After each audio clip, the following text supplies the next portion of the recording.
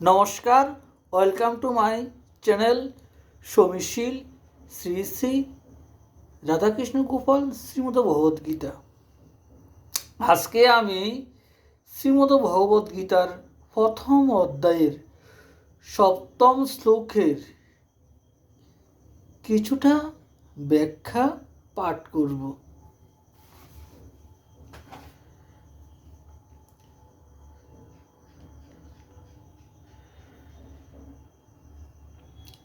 তৃতীয় শ্লোকে পশ্য এবং এখানে নিবোধ ক্রিয়া ব্যবহারে তাৎপর্য এই যে পাণ্ডবদের সৈন্য তো সামনে দণ্ডায়মান, তাই তাদের দেখবার জন্য দুর্যোধন পশ্য দেখুন ক্রিয়ার প্রয়োগ করেছেন, কিন্তু তার নিজ সৈন্যদল তার সামনে নেই, অর্থাৎ দ্রোণাচার্যের পিছনে রয়েছে।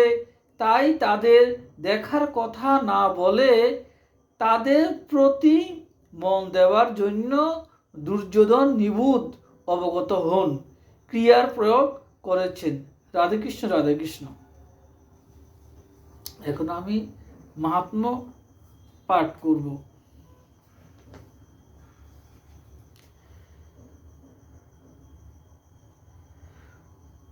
মহামুনি ব্যাসদেব অষ্টাদশ পুরাণ, 9টি ব্যাকরণ এবং 4টি বেদ মন্থন করে মহাভারত রচনা করেছেন।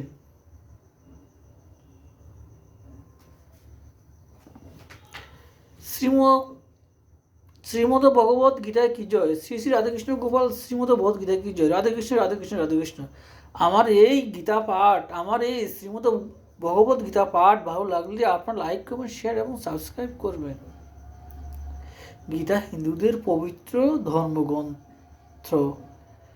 গীতা হিন্দুদের পবিত্র ধর্মগ্রন্থ। রাধেকৃষ্ণ রাধেকৃষ্ণ রাধেকৃষ্ণ।